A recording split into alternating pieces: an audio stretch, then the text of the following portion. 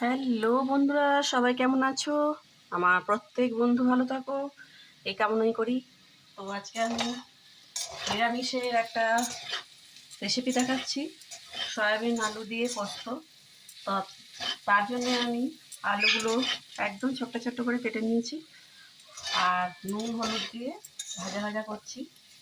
আর এদিকে সয়াবিনগুলো বয়েল করার পরে টুকরো টুকরো করে কেটে নিয়েছি, আর হলুদ আর একটু তেল মাখিয়ে রাখবো। তেলটা মাখিয়ে আমি যদি ভাজি না বন্ধুরা, পুরো তেলটা তাহলে টেনে নেবে না। এই যে দেখো, আমি একটু তেল দিয়ে মাখিয়ে নেব, তাহলে সয়াবিনটা একটু তেল মাখিয়ে এই আলুর সঙ্গে ভাজবো, তো ভালো লাগবে আর অত তেলও টেনে নেবে না। তো আলুগুলো যেহেতু ভাজা ভাজা হয়ে গেছে, আমি এবার সয়াবিনটাকেও একটু নেড়ে চেড়ে নেবো, গন্ধটা লাগবে না। আর এই যে, যেহেতু নিরামিষ পোস্ত, তো ওই যে পোস্তর সাথে লঙ্কা বাটা নিয়েছি, বেটে নিয়েছি, আর নিয়েছি, আর এতে নুন হলুদ সবই দেওয়া আছে, শুধু একটু চিনি দেবো। আর নামাবার আগে পোস্ত দিয়ে নামিয়ে নেবো। তো আমার তাহলে সয়াবিন আলুর পোস্ত রেডি। তোমরা নিরামিষ দিনে এটা খেয়ে দেখতে পারো বন্ধুরা, খুব ভালো হয়। নিরামিষ হলেই না কি রান্না করব, একটা বিশাল একটা চিন্তার ব্যাপার। তো আমাদের যারা আমরা হাউসওয়াইফ, রান্না করতে হয়, তাদের তো বেশি চিন্তা, কি করব, কোনটা ভালো হবে, মানে যাতে দুটো খাবে ওরা। মেয়ে তো এই নিরামিষ দিনে খেতেই চায় না। তো যাই হোক, এই যে ভাজা ভাজা হয়ে গেছে, তো আমি এবারে 1 চামচ একটু চিনি দিয়ে দিলাম। চিনি দেওয়ার পরে, আর বন্ধুরা আমি প্রত্যেকটা রান্নায় একটু জলটা কম ব্যবহার করি। আর যেহেতু এটা সয়াবিন আলু দিয়ে পোস্ত, একটু ঝুরঝুরে হবে। তো ভাজা ভাজা হয়েই গেছে, এবারে আমি পোস্তটা দিয়ে দেবো, সবটাই দিয়ে দিচ্ছি।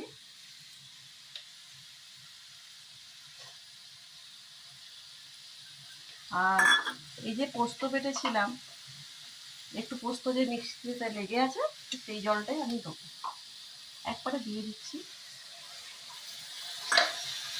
তো এবার আমি নাড়তে থাকবো, যাতে পোস্তর কাঁচা গন্ধটা চলে যায়। তোমরা এই পোস্ত আলু সয়াবিন দিয়ে একবার করে খেয়ে দেখো, খুব ভালো হবে। আলু সয়াবিনের তো তরকারি হয়, তোমরা খেয়েছো, সবাই খেয়েছে। তো আলু সয়াবিন দিয়ে এই পোস্ত, আর আজকে নিরামিষ, তাই এতে যদি একটু পেঁয়াজ কুচিয়ে দেওয়া যেত না বন্ধুরা, দারুণ খেতে মানে সুন্দর খেতে লাগতো। পেঁয়াজ দিলে তো প্রত্যেক তরকারি একটা স্বাদ বেড়ে যায়।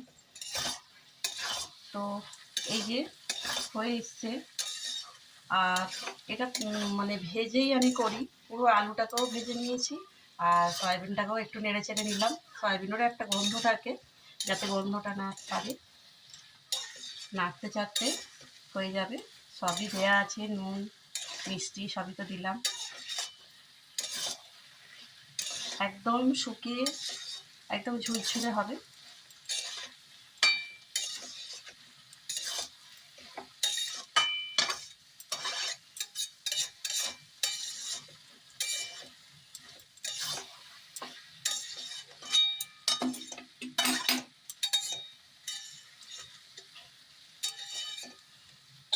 তো বন্ধুরা, পোস্তটা একদম হয়েই গেছে। তো আমি তোমাদের ঢেলে দেখাবো।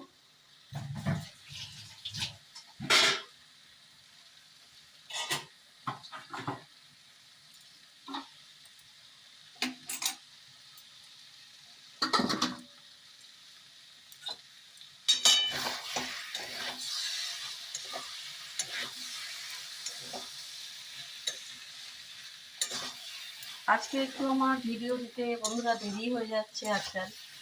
তো আজকে ওই গ্যাসে সব সব বন্ধুরা তো জানোই, একটু গ্যাসের অফিসে গিয়েছিলাম। কেওয়াইসিটা দেওয়া ছিল, ফোনেও জানা যায়, তবু একটা সামনাসামনি গিয়ে কথা বলা, আর আমার আরও একটু দরকারও ছিল। তো যাই হোক বন্ধুরা, পোস্ত আমার রেডি হয়ে গেছে। তো আমি তোমাদেরকে পোস্তটা ঢেলে দেখাচ্ছি। একদম শুকনো, দেখছো তো, শুকিয়ে একদম পোস্ত ঝুরঝুরে হয়ে যাবে। ঠান্ডা হলে তো একদম ঝুরঝুরে হয়ে যাবে। এই ঝুরঝুরে পোস্ত আমাদের বাড়ির সবাই ভালোবাসে।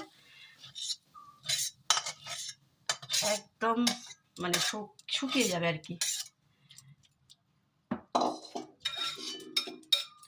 তো দেখো বন্ধুরা, কত সুন্দর সয়াবিন দিয়ে আলু দিয়ে ঝুরঝুরে পোস্ত।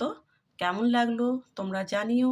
আমার চ্যানেলটাকে সাবস্ক্রাইব করো এবং আমার পাশে থাকো। আবার একটা রেসিপি নিয়ে হাজির হব বন্ধুরা। সবাই ভালো থাকো। টাটা।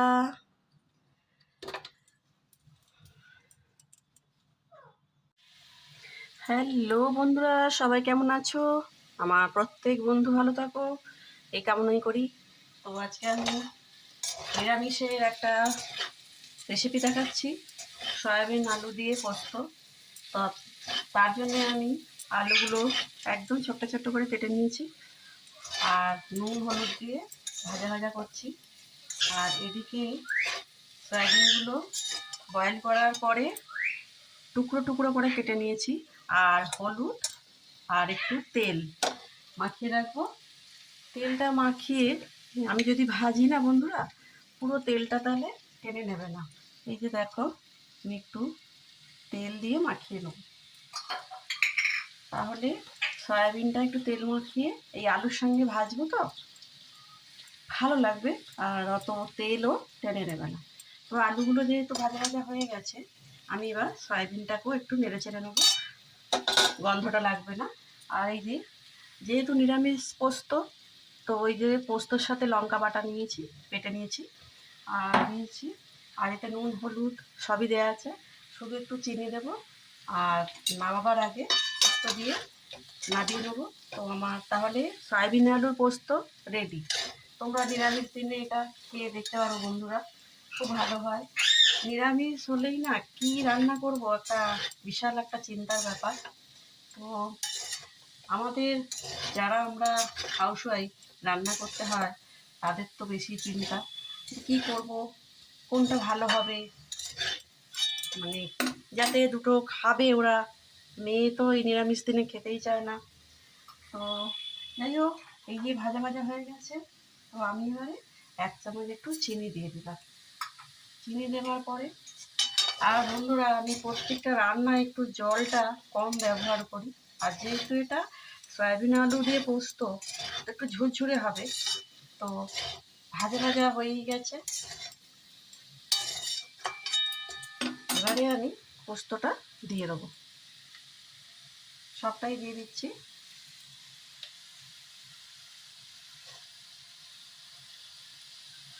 আর এই যে পোস্ত বেটেছিলাম, একটু পোস্ত যে মিক্সিতে লেগে আছে, সেই জলটাই আমি দেবো, একবারে দিয়ে দিচ্ছি। তো এবার আমি নাড়তে থাকবো যাতে পোস্তর কাঁচা গন্ধটা চলে যায়। তোমরা এই পোস্ত আলু সয়াবিন দিয়ে একবার করে খেয়ে দেখো, খুব ভালো হবে। আলু সয়াবিনের তো তরকারি হয়, তোমরা খেয়েছো, সবাই খেয়েছে। তো আলু সয়াবিন দিয়ে এই পোস্ত, আর আজকে নিরামিষ, তাই এতে যদি একটু পেঁয়াজ কুচিয়ে দেওয়া যেত না বন্ধুরা, দারুণ খেতে মানে সুন্দর খেতে লাগতো। পেঁয়াজ দিলে তো প্রত্যেক তরকারি একটা স্বাদ বেড়ে যায়। তো এই যে হয়ে এসছে, আর এটা মানে ভেজেই আমি করি, পুরো আলুটাকেও ভেজে নিয়েছি, আর সয়াবিনটাকেও একটু নেড়ে চেড়ে নিলাম। সয়াবিনেরও একটা গন্ধ থাকে, যাতে গন্ধটা না থাকে। নাড়তে চাড়তে হয়ে যাবে, সবই দেওয়া আছে, নুন মিষ্টি সবই তো দিলাম। একদম শুকিয়ে একদম ঝুরঝুরে হবে।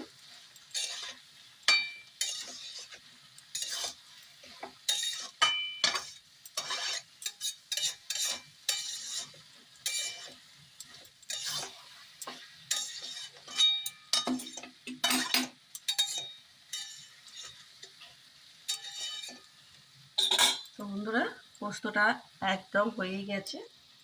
তো আমি তোমাদের ঢেলে দেখাবো।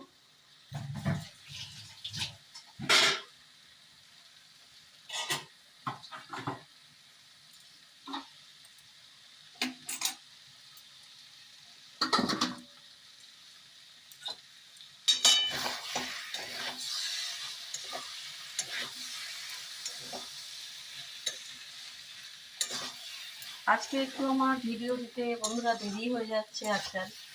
তো আজকে ওই গ্যাসে সব সব বন্ধুরা তো জানোই, একটু গ্যাসের অফিসে গিয়েছিলাম। কেওয়াইসিটা দেওয়া ছিল, ফোনেও জানা যায়, তবু একটা সামনাসামনি গিয়ে কথা বলা আর আমার আরও একটু দরকারও ছিল। তো যাই হোক বন্ধুরা, পোস্ত আমার রেডি হয়ে গেছে। তো আমি তোমাদেরকে পোস্তটা ঢেলে দেখাচ্ছি। একদম শুকনো, দেখছো তো, শুকিয়ে একদম পোস্ত ঝুরঝুরে হয়ে যাবে। ঠান্ডা হলে তো একদম ঝুরঝুরে হয়ে যাবে। এই ঝুরঝুরে পোস্ত আমাদের বাড়ির সবাই ভালোবাসে। একদম মানে শুকিয়ে যাবে আর কি। তো দেখো বন্ধুরা, কত সুন্দর সয়াবিন দিয়ে আলু দিয়ে ঝুরঝুরে পোস্ত। কেমন লাগলো তোমরা জানিও। আমার চ্যানেলটাকে সাবস্ক্রাইব করো এবং আমার পাশে থাকো। আবার একটা রেসিপি নিয়ে হাজির হব বন্ধুরা। সবাই ভালো থাকো। টাটা।